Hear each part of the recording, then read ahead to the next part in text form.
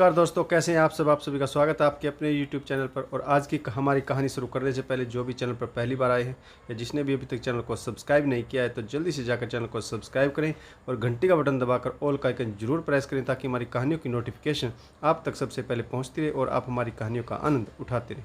तो चलिए शुरू करते हैं आज की एक और बेहतरीन कहानी।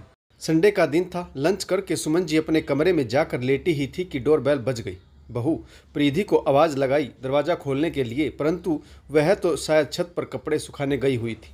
संडे का दिन बहुत व्यस्त होता है, सभी घर पर होते हैं तो पूरा दिन काम निपटता ही नहीं। फिर वह कसमसाती हुई खुद ही दरवाज़ा खोलने चली गई। देखा तो सामने बहू प्रीधि के बुआ और फूफा जी खड़े, जिन्हें देखकर सुमन जी का माथा ठनका। ना चाहते हुए भी नमस्कार करके उन्हें अंदर ले आई। मन ही मन बड़बड़ा रही थी, इन लोगों को संडे को भी चैन नहीं है, बस मुंह उठाया और चले आते हैं। अच्छी बहू पल्ले पड़ी है हमारे, आए दिन मायके से कोई ना कोई आता ही रहता है। फिर मूड थोड़ा ठीक करते हुए चेहरे पर मुस्कान लाकर बोली, आज इधर कैसे आना हुआ आप लोगों का। प्रीधि की बुआ बोली, हमारे बड़े बेटे का विवाह है, आप तो जानती हैं कि मेरी कोई बेटी नहीं।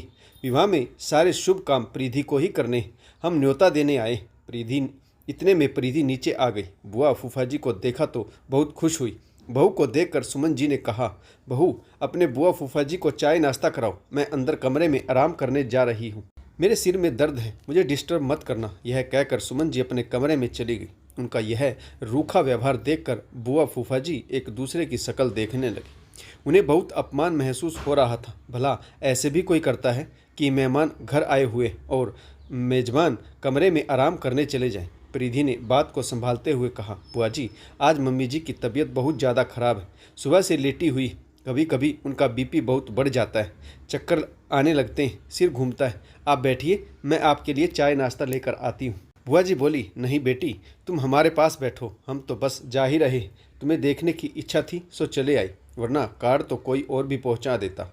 हमने सोचा समदन जी को स्वयं जाकर आमंत्रित करें तो ज़्यादा ठीक रहेगा। तुम्हारे भाई की शादी, तुम्हें आना जरूर है क्योंकि सभी शुभ काम तुमने ही करने, इसीलिए तुम्हें और दामाद जी को हर रस्म निभानी होगी। अपने पूरे परिवार के साथ आना, समदन जी को भी जरूर लाना। आज उनकी तबीयत खराब है, उन्हें भी बोल देना कि हमने उन्हें विशेष तौर पर आमंत्रित किया है। प्रीधि बोली, जी बुआ जी मैं ज़रूर बता दूंगी उनको, लेकिन ऐसे कैसे, आप लोग चाय नाश्ता तो कर ही लीजिए। फूफा जी बोले, नहीं मेरी बच्ची, चाय नाश्ता छोड़, तू बस दो चार बातें कर ले। प्रीधि के बुआ फूफा जी मुश्किल से 10-15 मिनट वहाँ रुके, फिर रवाना हो गए। प्रीधि को सास सुमन जी का व्यवहार बिल्कुल भी पसंद नहीं आया। अक्सर यही होता है, जब भी उसके मायके से कोई आता है तो सासुमाँ सिर दर्द का बहाना बनाकर अपने कमरे में जा बैठती है और फिर उनके चले जाने के बाद कमरे से बाहर निकल आती है। इसके बाद शुरू करती है शिकायतों का सिलसिला, जो 2-3 दिन तक चलता ही रहता है। पता नहीं इन लोगों को शर्म लिहाज है कि नहीं, आए दिन मुंह उठाकर चले आते हैं। हमारे मायके से तो ऐसे कोई नहीं आता, पर इन्हें देखो, कभी भाई भाभी, कभी माँ बाप, तो कभी बुआ फूफा, जैसे घर ना हो सराय हो। अरे बेटी इतनी ही प्यारी थी तो उसकी शादी ना करते, उम्र भर घर बिठा कर रखते। यूँ बेटी की ससुराल में चक्कर लगाना क्या अच्छा लगता है। ऊपर से आए दिन न जाने कितने प्रोग्राम होते रहते हैं उनके यहाँ। इतना बड़ा परिवार है, लेकिन ज़रूरी तो नहीं सबसे रिश्ता निभाया जाए। एक मेरे बेटा बेचारा ज़िंदगी भर ससुराल के यूं ही चक्कर लगाता रहा तो बर्बाद हो जाएगा। थोड़ी देर बाद प्रीधि के ससुर और पति अनुज, जो कि जरूरी काम से बाहर गए हुए थे, वापस आए तो प्रीधि ने कार्ड उन्हें देते हुए कहा, बुआ जी के बेटे की शादी, उसी के उपलक्ष्य में हमें परिवार सहित बुआ जी ने इनवाइट किया है। मैं बुआ जी की लाडली हूँ और उनकी रिश्तेदारी में दूर दूर तक कोई शादीशुदा लड़की नहीं, इसीलिए बुआ जी ने मुझे विशेष तौर पर आमंत्रित किया है। अनुज बोला, अरे तुम्हारे बुआ फूफा जी आए थे, ऐसा करना तुम मम्मी पापा के साथ अगले दिन पहले चली जाना, मैं शादी वाले दिन आ जाऊंगा, मेरे ऑफिस में ज़रूरी मीटिंग भी है। सुमन जी बीच में ही बोल पड़ी, हम तो कहीं नहीं जाएंगे, पहले ही बता रही हूँ। प्रीधि बोली, क्यों मम्मी जी, आप क्यों नहीं जाएंगी। बुआ फूफा जी स्वयं घर आकर न्योता देकर गए, आपको जाना चाहिए, उन्होंने विशेष तौर पर आपको आमंत्रित किया है। सुमन जी तुनक कर बोली, न्योता मुझे थोड़ी ना देकर गए, बस अपनी भतीजी के हाथ में कार्ड रख कर चले गए, मुझसे तो बात भी नहीं की। प्रीधि को बहुत आश्चर्य हुआ। वह बोली, परंतु मम्मी जी आप तो सिर दर्द कहकर कमरे में चली गई थी ना, और आपने भी कहा था कि मुझे डिस्टर्ब मत करना, इसीलिए आपसे बिना मिले ही वे चले गए। सुमन जी ने कहा, अरे कमरे में ही तो गई थी, घर से बाहर थोड़ी ना गई थी। इतना बड़ा परिवार है, जरा भी समझ नहीं है कि बेटी के ससुराल में न्योता उसकी सास को दिया जाता है। अपनी बेटी को बुलाने से पहले सास ससुर से पूछा जाता है। इतना बड़ा परिवार लेकर बैठे हैं, लेकिन जरा समझ भी नहीं। क्या हम रोड पर बैठे हैं जो ऐसे ही उठकर चले जाएंगे? प्रीति ने नम आंखों से अनुज की तरफ देखा। सासू माँ हमेशा ही ऐसा करती।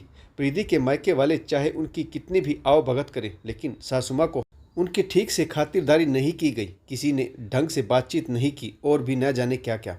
जब भी वह प्रीति के मायके से किसी प्रोग्राम से लौटती हैं तो मीन मेख निकालती ही रहती।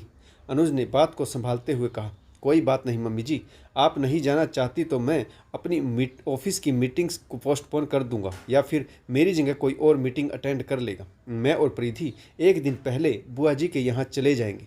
सुमन जी भड़क गई, गुस्से में भरकर बोली, हाँ तू काम धंधा छोड़कर ससुराल के चक्कर ही लगाता रहा कर। किस्मत ही खराब है जो ऐसी बहू मिली मुझे, जिसका परिवार इतना बड़ा है। मेरा बस चले तो मैं जिला घोषित कर दूं उस खानदान को। आज मामा जी के घर प्रोग्राम है, आज फूफा जी के घर प्रोग्राम है, आज मौसी जी बुला रही तो आज ताई जी ने प्रोग्राम रखा है। कभी दादी तो कभी भाई, तीसरे दिन मुंह उठाकर ससुराल के चक्कर लगाते रहो। ऊपर से खर्चा होता है वह अलग। महंगे गिफ्ट और गाड़ी क्या पानी से चलती हैं? पेट्रोल डलता है उनमें, पता है 100 रुपये लीटर है। अगर यूं ही ससुराल के चक्कर लगाता रहा तो दिवालिया निकल जाएगा तेरा। फिर सुमन जी ने जोर से अपना हाथ सिर पर मारा और शिकायत करते हुए बोली, फूटे भाग हमारे, मेरे बेटे की आधी सैलरी तो रिश्तेदारी निभाने में ही ख़त्म हो जाती। कभी अपनी बहनों का भी ख्याल किया है? आज प्रीति को भी गुस्सा आ गया। वह बोली, मम्मी जी यह क्या आपने बड़ा परिवार लगा रखा है? शादी के समय आपको नज़र नहीं आया था कि मेरा इतना बड़ा परिवार है? तब तो आप बड़ा प्यार बरसा रही थी। जब मेरे मायके से भरकर गिफ्ट्स आ रहे थे तब तो आप अपनी किस्मत पर बहुत नाज कर रही थी। अब क्या हो गया? आपने सिर्फ लेना सीखा है, देना नहीं। जब मैं अपने मायके से भर भर कर गिफ्ट लाती हूँ, रुपए पैसे कपड़े मेरे मामा मामी बुआ फूफा सब मुझे देते हैं, तब तो आप कहती थी कि हमारी बहू सबकी लाडली। इसके परिवार में दूर दूर तक कोई लड़की नहीं, इसीलिए सब इसे ही प्यार करते हैं, महंगे कपड़े और पैसे देते हैं। अब क्या समस्या आ गई? हम जितना देते हैं मेरे मायके वाले उसका कई गुना मुझे वापस लौटा कर देते हैं। आपको नहीं जाना तो मत जाइए, मैं अकेली चली जाऊंगी, लेकिन बार बार मेरे परिवार को कोसना बंद करिए। प्रीति जवाब देकर अपने कमरे में चली गई। सुमन जी मुंह फुलाकर बैठ गई, जिन्हें देखकर अनुज बोला, मम्मी जी यह तो एक दिन होना ही था। बार बार आप ऐसी बातें बोलेंगी तो कोई कब तक सुनेगा? शिकायत भी उतनी ही करनी चाहिए जितनी बर्दाश्त हो सके। एक जोड़ा लेकर जाती हैं आप और वहाँ से बैग भर कर आपको गिफ्ट्स मिलते हैं। प्रीति के खानदान वाले आपका कितना मान सम्मान करते हैं, आप उतना उनके सिर पर चढ़ी जा रही है। असल में जिसको जितना अधिक मान सम्मान दिया जाता है वह उतना ही ढीठ हो जाता है। अनुज भी अपने कमरे में चला गया। सुमन जी अपनी शिकायतों के पुलिंदों के साथ बैठी रह गई। शादी से एक दिन पहले प्रीति, अनुज और ससुर जी समारोह में पहुंच गई। सुमन जी घर पर अकेली रह गई। सुमन जी को अकेलापन काटने को दौड़ रहा था। आज अकेली रह गई तो परिवार का महत्व समझ आया। वह जुबान की कड़वी थी लेकिन दिल की खराब नहीं थी। अगले दिन सुबह ही कैब बुक करके प्रीति की बुआ के घर पहुंच गई। प्रीति ने जब सासू माँ को देखा तो वह चौंक गई, कहीं कुछ उल्टा सीधा तमाशा खड़ा ना कर दे सासू माँ। बुआ जी ने प्रीति को डांटते हुए कहा, अरे प्रीति, तुम सास को घर अकेली छोड़ आई थी, हमें तो समधन जी तुमसे बहुत ज़्यादा प्रिय है। प्रीति कुछ बोल पाती उससे पहले ही सुमन जी बोली, अरे नहीं समधन जी, मेरी बहू मुझे बहुत मान सम्मान देती है। आपके संस्कार ही कुछ ऐसे। मुझे बहुत ज़रूरी काम था, वह निपटा कर आई हूँ। प्रीति और अनुज को पहले ही भेज दिया था ताकि आपको कोई परेशानी ना हो, यह पहले पहुंचकर शादी के काम में हाथ बटा सके। चलिए अब बातों में समय बर्बाद मत करिए, मेरे लायक कोई सेवा हो तो बताइए। मैं बैठने वालों में से नहीं हूँ, आपके साथ मिलकर सारा काम करवाऊंगी और शादी के मंगल गीत भी गाऊंगी। प्रीति ने सासुमा की यह बातें सुनी तो वह मन ही मन बहुत खुश हुई और मुस्कुराकर सासुमा के चरण स्पर्श कर लिए। तो दोस्तों, आपको कहानी कैसी लगी कमेंट्स करके जो बताइएगा। इस कहानी में किस पात्र की भूमिका अच्छी रही और इस कहानी से आपको क्या सीख मिली, यह भी कमेंट्स करके जरूर बताइएगा। आशा करता हूँ कहानी जरूर पसंद आई होगी। अगर आपको कहानी अच्छी लगे लाइक शेयर और कमेंट्स करना ना भूलें, ताकि हमारा भी हौसला बढ़ता रहे और हम आपके लिए नई नई कहानियाँ लेकर आते रहें। तो दोस्तों, कहानी पढ़ने के लिए आप सभी का बहुत बहुत धन्यवाद। जय हिंद, वंदे मातरम, भारत माता की जय। जय जवान और जय किसान।